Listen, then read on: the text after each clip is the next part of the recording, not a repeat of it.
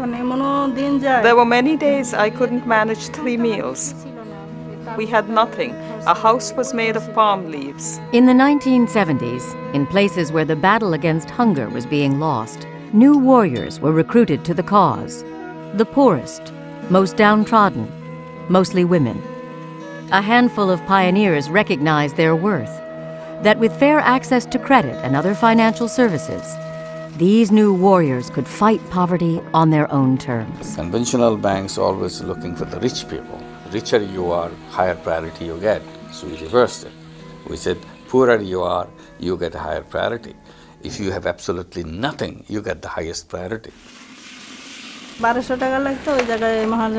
selling the puffed rice and then paying back the moneylender, there was nothing left. Deepali Rani and her husband struggled to make a living in rural Bangladesh. A series of loans allowed her to make a profit from her puffed rice business and then move into high-volume poultry raising. Whatever you see here now, my house, possessions, everything, I've accomplished all these things. Now I'm so very happy, I can't even express my happiness. Microcredit, or microfinance, providing small loans and other financial services to the self-employed, is revolutionary. It puts the borrower in charge of her own development. Rather than being a handout or a charity, it's an opportunity for the poor to make a decision, to make a financial decision about their lives. It promotes economic empowerment. It is a powerful way to build assets and self-esteem. It works well with other development strategies that promote health, nutrition, education, and democracy. It has helped us send our children to school. It has done so much for us.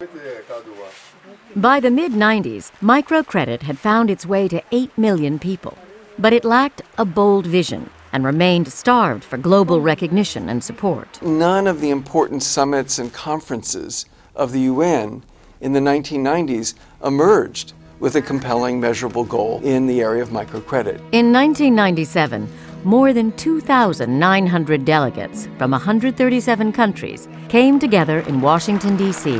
for the first Microcredit Summit, and to establish a bold global goal to work to ensure that 100 million of the world's poorest families, especially women, receive credit for self-employment and other financial services by the end of 2005. I think it was a critical decision to have that goal.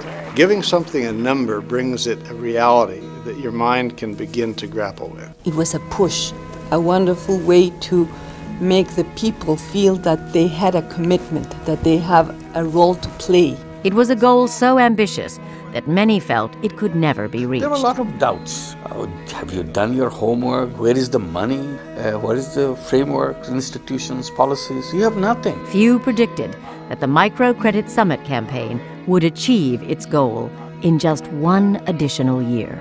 Seldom has such a major development goal actually been met. We organized our collective power. We became visible, and we moved an agenda. And now the Microcredit Summit Campaign has committed to reaching 2 new goals, equally ambitious, by the end of 2015. First, to serve 175 million of the world's poorest families with credit for self-employment and other financial services. And second, to ensure that 100 million of the world's poorest families rise above the $1-a-day income threshold. That, for me, is the very exciting goal. It's not providing financial services, expanding outreach for the sake of it. It's for changing people's lives. At the United Nations Millennium Summit in the year 2000, more than 180 heads of state and government vowed to cut extreme poverty in half by 2015. The Microcredit Summit Campaign stands committed to lead the microfinance field in making sure this goal is met. Anything less is unacceptable. 1 billion people cannot continue to subsist on less than $1 a day. 900,000 children must no longer die each month from avoidable malnutrition and disease. We were always looking for a way to eat. Now we are moving forward. The campaign will continue to play a catalytic role. No one else in the microfinance field has set such bold, measurable goals. Even in the commercial markets, we set really stretch goals, and we have to use a lot of innovation to help achieve them in the end. It will hold global and regional summits to foster the exchange of new ideas and innovative practices. It will track and report worldwide progress toward the goals in the State of the Microcredit Summit Campaign report, the only annual report of its kind for microfinance.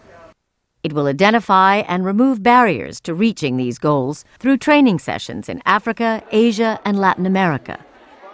Above all, the campaign will continue to ensure that progress toward its goals is guided by 4 core themes: that the microfinance movement empowers women, that it reaches the very poor, that it builds financially sustainable institutions, and that it creates a positive, measurable impact on the lives of clients and their families. Without calling the industry to account, people will continue to have some combination of wishful thinking and guesstimates in the area that is of fundamental concern to many people in this field, which is, are we changing people's lives? By borrowing money, I, who had nothing, am eating well and taking care of my children. Microfinance is a strategy with a strength and momentum of its own. It will continue to grow. But will microfinance fulfill its promise as a financially sustainable way out of poverty for many millions of people?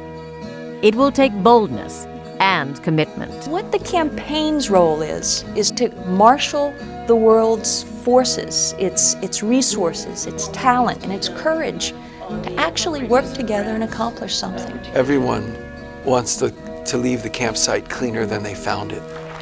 Everyone wants to make a difference. Microcredit institutions, the Microcredit Summit Campaign and its goal are all powerful vehicles for making a difference, for leaving the campsite cleaner than we found it. It's about bringing real change in the lives of the very poor, because they're lifting themselves out of poverty. And they're doing it because a whole movement has been created. And if we continue building this global movement, by 2015, we're going to be changing the landscape for the very poor. One quest has ended, but another awaits. The poet and philosopher Goethe once wrote, "Whatever you can do or dream you can, begin it." Boldness has genius, power, and magic in it. Let us be bold. Let us commit. And let us begin.